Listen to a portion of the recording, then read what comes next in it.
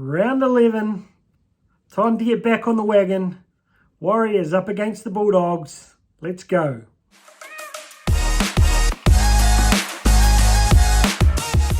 Hey team, welcome back to the Warriorholic.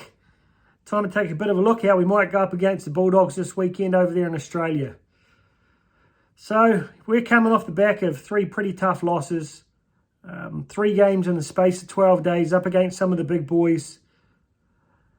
Yeah, pretty tough in the end. I think we could have won all of those games had we had a bit of a better bounce of the ball there. Maybe a couple of refs' calls had gone our way. But at the end, we just didn't quite deliver in the big moments. And I think we let ourselves down. Fatigue is really starting to kick in. So I think this is going to be a pretty tough effort for our boys. Heads will be starting to head towards the bye round and a bit of a break. So yeah, I'm hoping we can really get up for this one last charge to get another win on the board. Make it 6 out of 11 and be over a 50% winning rate heading into the bye. Looking at recent form, in the past 5 games, we've had the 2 big, sort of blowout games with 30 points being put on us by the Storm and 34 by the Knights. But in both cases, we scored well over 20 points ourselves. Other than that, our games have been relatively tight. I think 22 is the maximum we've seen scored against us. But for the Bulldogs, they've had some really big scores. They had a 30-34 loss to the Raiders there in Magic Round.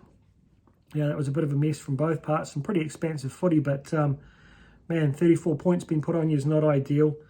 18-16 win over the Dragons is not a massive achievement. 33 points put on them by the Sharks, 30 put on them by the Eels, and 50 by the Rabbitohs. So their defence has left a lot to be desired recently. One of the key things they've really been struggling with is kick defusal. Last week, I think it was only, what did we have there? 43% kick defusal for the Bulldogs. A lot of tries. I think it was 4 tries for the Raiders coming off the back of kicks. Whereas while we've struggled a little bit with our kick defusal, we're still up around the 75-80%. I think we're a little bit better with that on the weekend, but for both teams, that's going to be something we really have to work on. I thought I'd do something a little bit different today, and rather than go too much into the overall form of both teams, I thought I'd take a look back at the round 4 clash between us and the Bulldogs over there in Mount Smart. So, total we've played 36 games and won 18 apiece, so it's pretty even there, obviously. But in round 4, we managed to get the 16-14 win. It was a pretty scrappy game. I went back and watched the highlights before I wrote this, prepared this, and they started out pretty solid as usual. We lost Tohu in the second half, which made things tough, but we really grounded out in a scrappy game and managed to come home with a win. A few dubious calls there. Kikau knocking the ball out of Pompey's hand just over the line there. That call going to them. They get that massive shift play to Adokar, who runs the length of the field in the very next play off the scrum. SJ's final try there, you could argue that AFB got in the way, but it seemed to me like Marnie made the commitment to take out AFB rather than going for SJ. So in the end, we had a couple of calls go our way, and we managed to fight out for the win in that one. It was pretty even though, 49% possession versus 51 for us. 81 completion for them, 88% for us. 2 line breaks for them, 6 for us. 24 missed tackles for them and 37 for us, so we missed a few on that day. Looking at the kicking there, 684 for them and 704 from us, so pretty even distance kicking wise. Kick returns, 183 metres for them versus 191 for us, again very similar. Kick defusal, they got 73% then. So it's dropped down significantly over the past few weeks for them, and 80% for us. Missed tackles there, 37 for them versus 24 for us. And tackle efficiency, 86% and 85% respectively. And finally, the negative plays there, 9 errors for them versus our 6. Felt there were a lot more in that game, to be honest. And 4 penalties for them versus 6 for us. Ruck infringements, 3 for them, 2 for us. So all the stats show it was a pretty even game, but when we go through the teams here, you'll see there are quite a few different faces in both lineups this time. We had Tamati Martin, we had Kossi, we had Viliami Vaila. So, a lot of new faces in there for us this time. They won't have Kikau and they won't have Flanagan. So, quite a different lineup, but I think it's going to be, a very similar kind of battle, hard fought, probably a few areas, and hopefully the Warriors come out on it. So having a look at the matchups here, the old ex-Warrior Pays Hiram, he's continuing to improve there. Quite similar stats when you put them up against Chance here, with 2 tries versus 1. No line breaks for either of them, 29 apiece tackle breaks, 95% tackle efficiency versus 88, 176 versus 178 metres. So, statistically, they both look very similar. Obviously, Chance is a lot more experienced, and Hiram's really probably having one of the seasons of his life. In Chance, he's doing, well, but I think he's starting to feel a bit of fatigue there for us. He's struggled a little bit over the past few weeks with injury and so forth. I'd like to think he can fight out and have one more big one before we finish up. I know he's probably got pretty much gassed in his legs after the run we've had, but I'd like to rate Chance to come out of this battle on top. But, Hiram, a lot of people were sort of surprised at the beginning of the year before things kicked off when the word was that he was going to be the starting fullback there, but he definitely hasn't let the Bulldogs down, so look for a pretty even match up there. Very surprising in there for the Bulldogs with Josh Addo-Carr. He was meant to be, predicted to be out for up to 8 to 9 weeks, coming back after 4 weeks, having had upper ankle surgery. I wouldn't be surprised if he pulls out the last minute. Apparently he's a little bit lame at training, according to some of the guys on SEN, so hard to know whether he does actually start and whether he'll run completely freely, but if he does, we're in for a tough battle there. 5 tries for him versus Dallins 2, 4 line breaks versus 3. Both of them still only having played about 4 or 5 games, so those numbers not quite as high as you might expect. Tackle efficiency 85% versus 75, 120 metres versus 153. So sort of a mix of stats here, but I think, a fully fit, fully firing Josh Addo-Carr wins this one every day. However, coming in with that uncertainty over an ankle, it's pretty hard to have the confidence when you've got weak ankles or a knee, having had them both in my playing days. Obviously not at their level, but definitely tough ones that you can't really needle because you don't want a numb foot under you. So, hopefully Big Dallin can step up. He played pretty well last week and, obviously was very, very energetic throughout the game. Took a lot of running meters. So, I don't know. It's hard to call this one, but I'm probably going to lean towards it being a 50-50, to be honest, purely on that injury cloud that Addo-Carr's got and the fact that Dallin is starting to step up most aspects of his play. Let's just hope he steps up with his defence and his reads as well this week and can actually control Addo-Carr, because give him a bit of a break. We saw what happened up there in Auckland. A couple of young fellas. One young fella and one fairly experienced fella here, and Jacob Carraz. I think he's still only 21. Been having a very, very solid season. One of those players that you think could end up being a state of origin player down the road.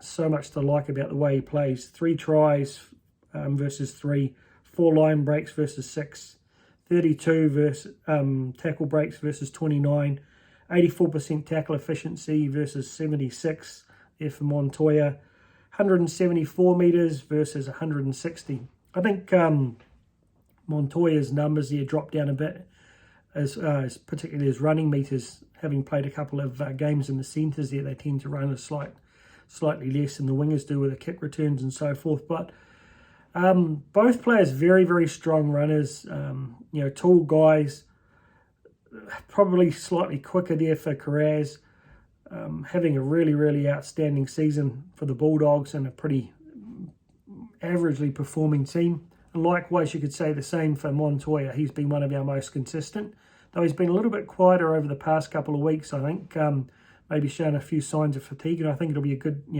chance to see him to get another run on the wing there and have a little bit of space there.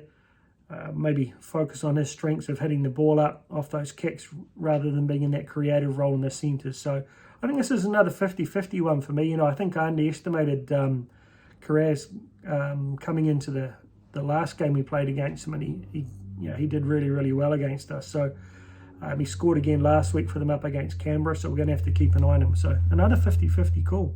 Right, this will be another interesting one here. Paul Alamotti up against Rocco Berry for his first game back in first grade this year.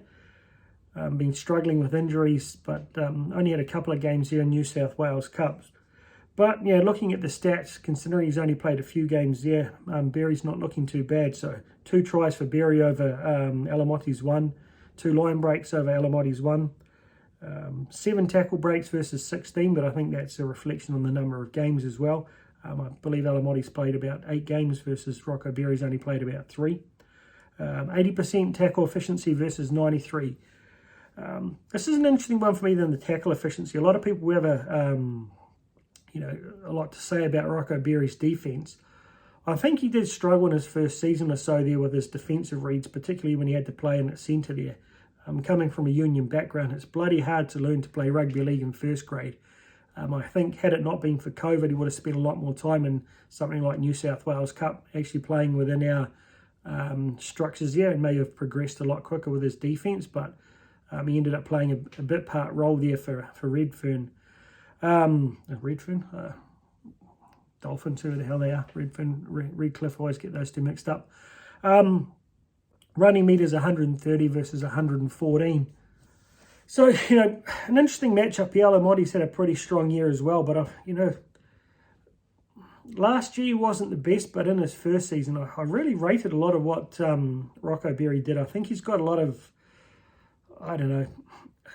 people will probably laugh at this, but I think sometimes watching the way he plays, he reminded me of a young Conrad Smith. Similar build, probably a little bit taller, but, very good legs tackler coming from rugby. You see a lot of times he'll put guys right on the, just drop them like an axe, which you don't see too often in rugby league these days. And I think that's a good skill to have, particularly when you've got big guys running at you right on the line. So I think he's creative. He's got a good soft pass on him. But again, it's just those defensive reads and making sure he stays, in structure and doesn't come running in and put his winger outside him in an overlap position. So hard to call this one.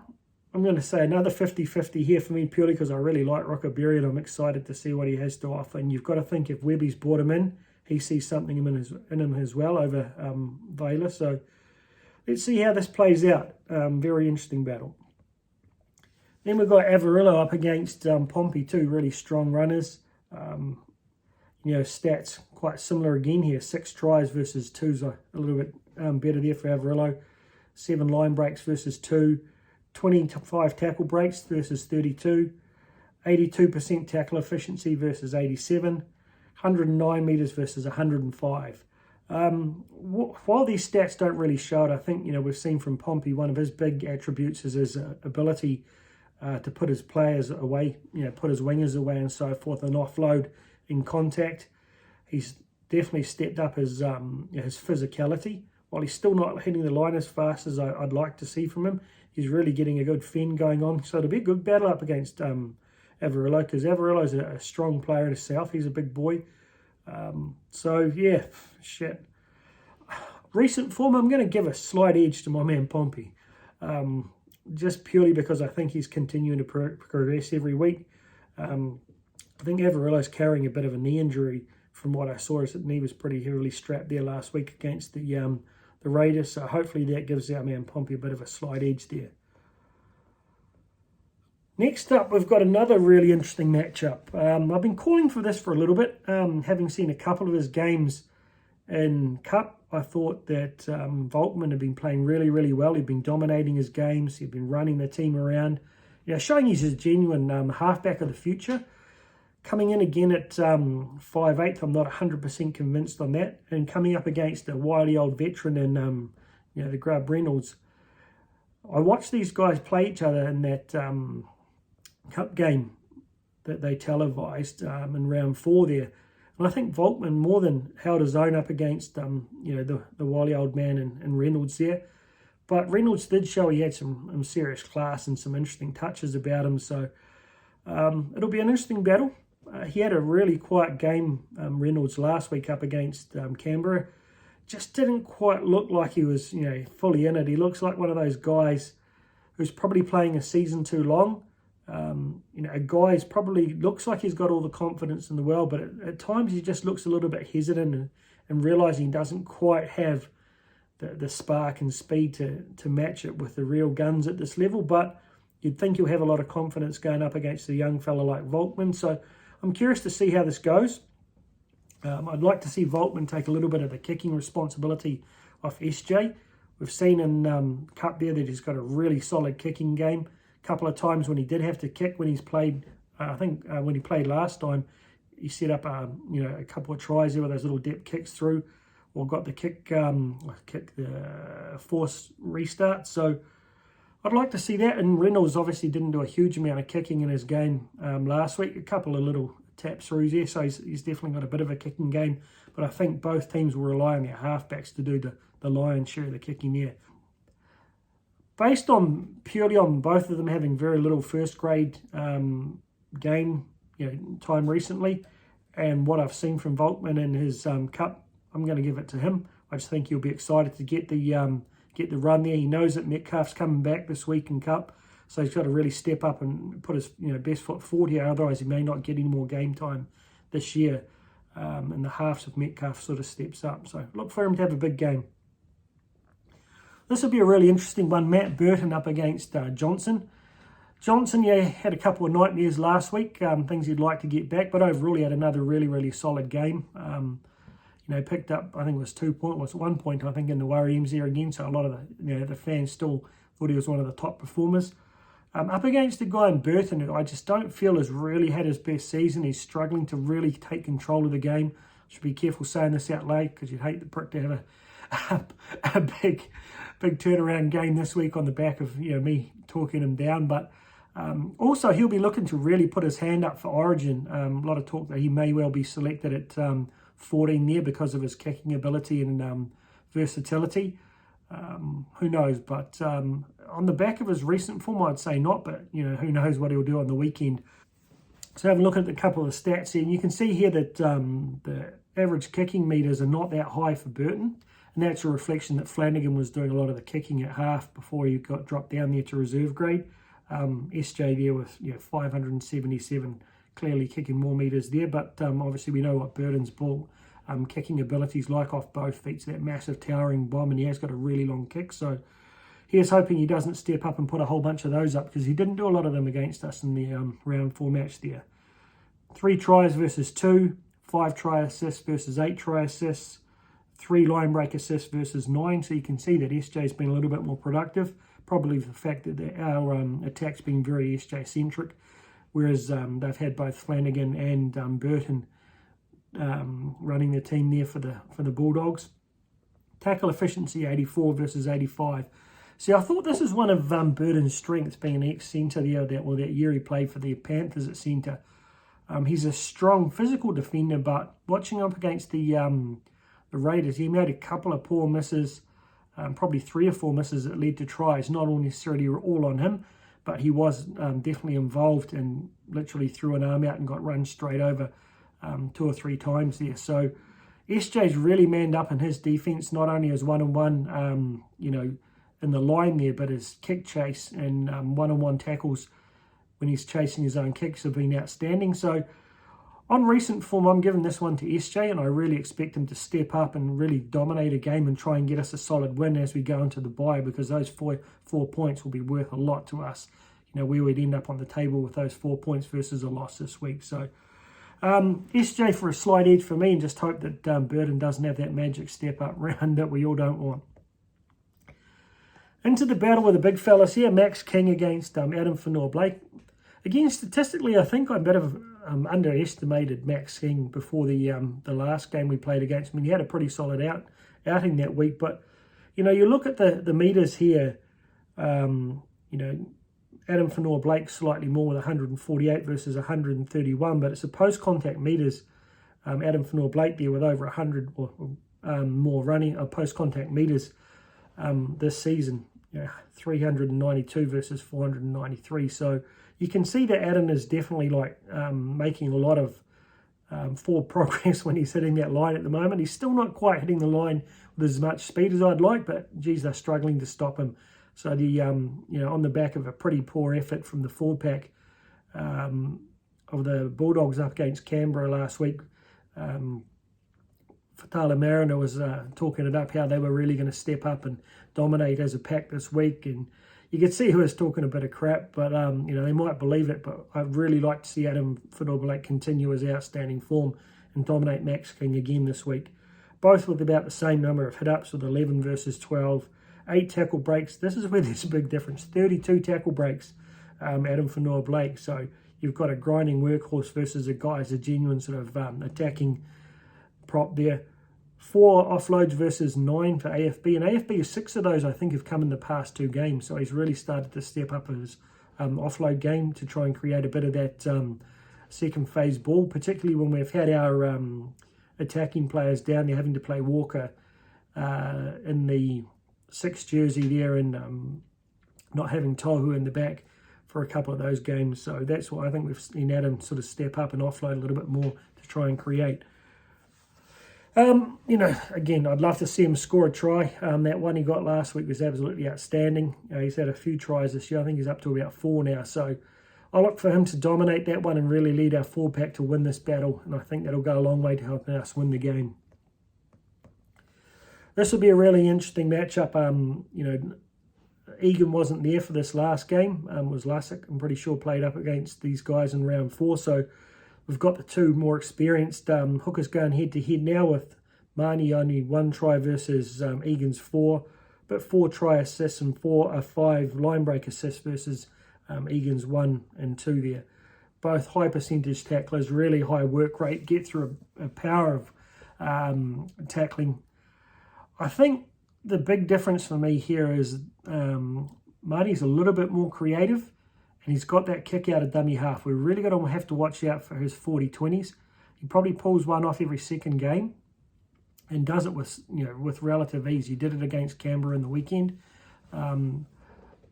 Just literally looks like he's tapping it, but it goes all, the timing must be outstanding, and it just, you know, kicks the 40-20 with ease, gets him on the front foot. So we're going to have to be very wary of that.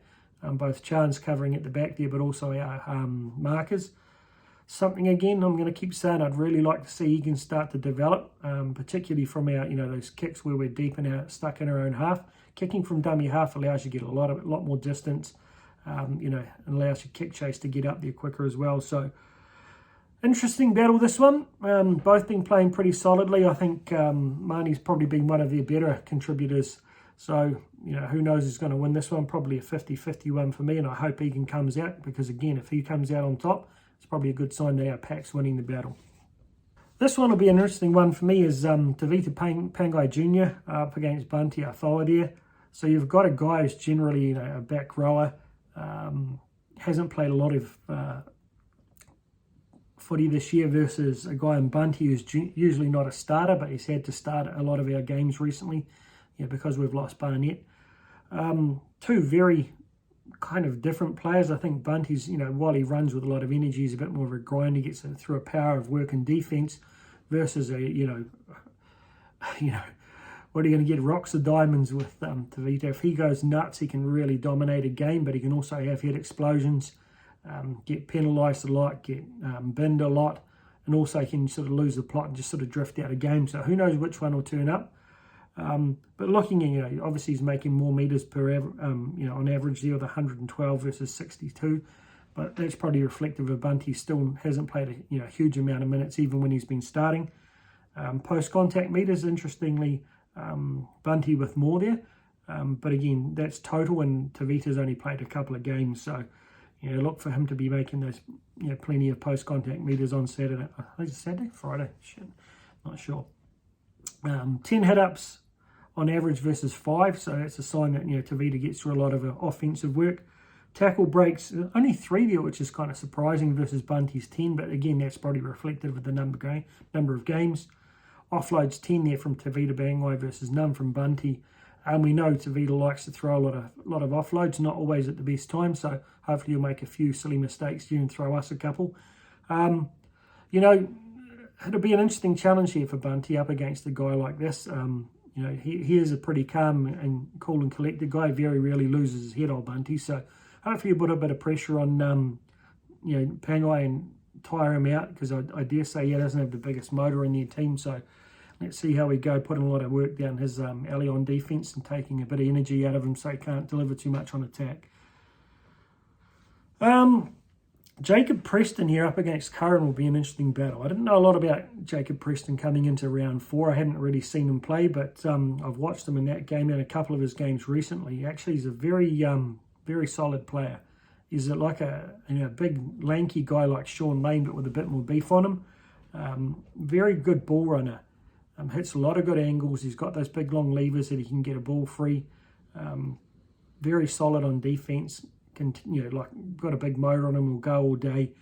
Up against a real high energy sort of, again, a little bit of rocks and diamonds sometimes with Curran type player who's been hitting some really good lines lately, making some really good breaks, playing with a lot of energy, but has the odd brain fade on defence there. So 6 line breaks versus 3, probably a reflection on how much Preston's been starting versus Curran. No line break assist for either of them. 96% versus 92% tackle efficiency, nothing in that. Average meters 89 versus 53, but again, that's probably reflective of minutes. Curran playing less minutes, coming off the bench a lot. In some games, he's only getting 15, 20 minutes there.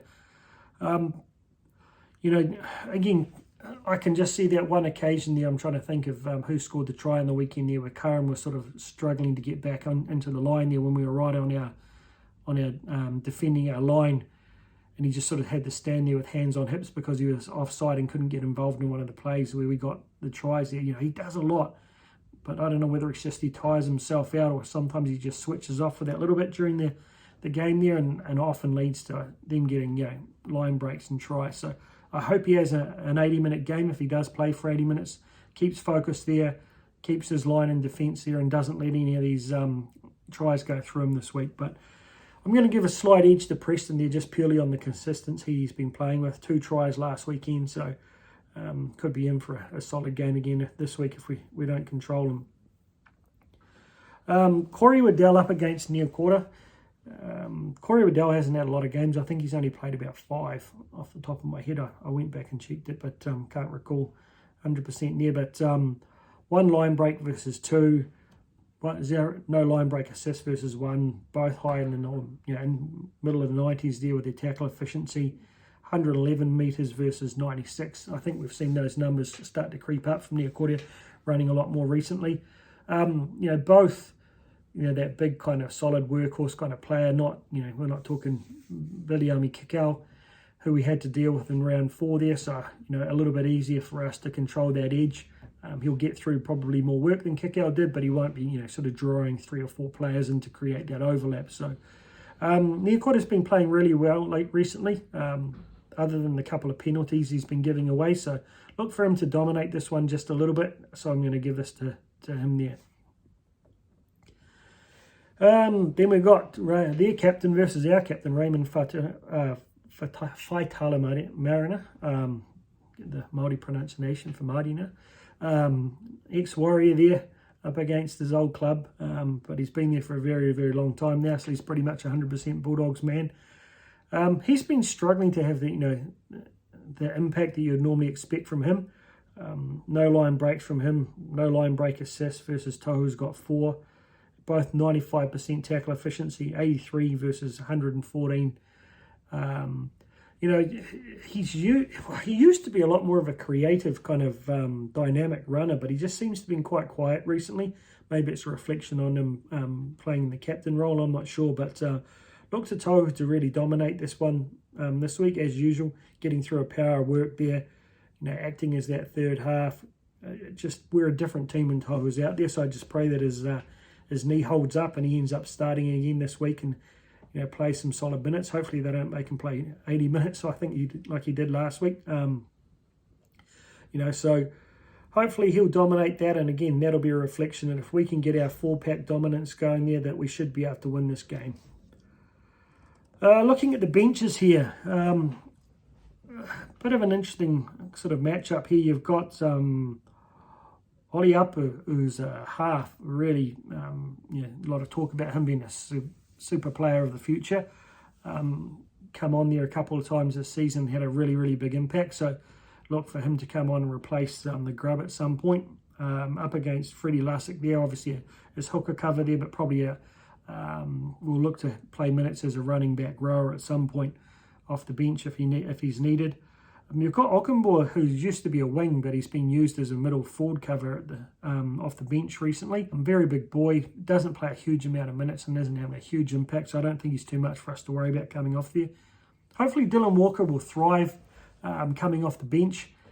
A few less minutes and, probably more suited to be playing in the middle forward role rather than, trying to deliver there at 5'8". That we probably saw that while he was okay on defence, he struggled a bit with his creativity. So hopefully he'll have a bigger impact and be more suited to coming off the bench there. This one will be interesting for me. Pele. This boy is very big, 190 centimetres and 132 kg. He's only about 4 games into his NRL career, but he's a very, very large boy.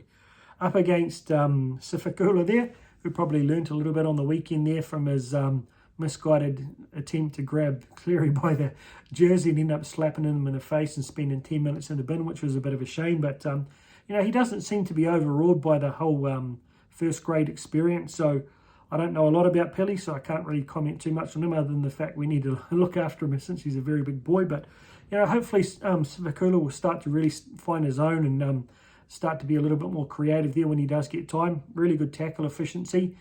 He's well up into the mid-90s there, so he does a lot of the hard work and cleaning up. You've got Harrison Edwards up against Darley. Neither of them are the biggest props in the world. I think they're both around the 185 centimetre mark. Edwards is only about 94 kg. Ali's been, again, very, very solid. He feels like he's just meant to be a bench prop now for first grade. You couldn't imagine him getting dropped down into reserve grade anymore. So Harrison Edwards he's only about 4 or 5 games into his NRL career as well. 3 of them, including Olaapu, he's only about 2 or 3 games in as well. So they've got a very inexperienced bench. That said, we've got Walker there who's got a lot of experience versus Ockenbaugh is pretty experienced. Lussick now has, been around for a couple of seasons, so we get it slightly on experience there, I feel. A few unknowns there with the guys I don't know too much about, but I rate the guys we've got there to all come on and have an impact. So hopefully we can win that bench battle. It's probably like I've had more confidence in our bench than I have for the past couple of weeks. I think we've probably had the slightly weaker benches, so let's see how these boys go. We may see another couple of changes before the weekend. Who knows, because Webby seems to like pulling out these random last-minute changes. It's a bit of a shame Metcalf didn't get the call up this week, but probably a smart move by Webby to put him into cup there, playing at 7, I see, not 6, to get a run heading into the bye, and then hopefully we'll see him get a run against the Broncos. I think it's the first game after the break there, the Broncos over in Napier, which I'll be there for. So how do we summarise this all up? I think I'll be very, very disappointed if we don't win this, and if we don't win it well. The Dogs, they're nothing to be afraid of. They've got some good players, particularly in their outside backs. Solid forward pack, but nothing compared to what we've been up against for the past 3 or 4 weeks. There's no reason we can't, dominate this forward battle. There's no reason we can't win the attacking battle now with a bit more creativity with Volkman in there supporting SJ. I really want the boys to be switched on, not already have their minds in the buy round. I want us to really switch on and finish on a high. We've seen that these guys can leak points. They've had multiple games well over 30, up to 50 points put on them by Souths. So there's no reason we can't get ourselves back into some scoring form against these boys. I'd love to see us put 30 plus points on them, continue our really solid defense and keep them under 20. Then I'd be a really, really happy man. Hopefully we don't get the refs giving us any crap this week, and it'll be curious to actually see how things go after Jason Paris's comments there. They've got a bit of a tension area on the week. It could go one or two ways, They could be apprehensive giving us the shit sandwich calls, or maybe they get pissed off and give us them just to stick one up us. I don't know. But I really don't want to come out of this game talking about the refs. I just hope they have a solid game. We can focus on who won the game on the field from the players, not from the ref, or particularly from the bunker. That's all I want. I want my boys to fire up. I want a solid win. and I want us to get out to a fast start so I don't get too stressed again. Let's go, boys. Warriors 2023. We're still all in. We're ready for the bye, I think, to have a bit of a break. But for this week, let's get behind the boys and hope they have a solid win.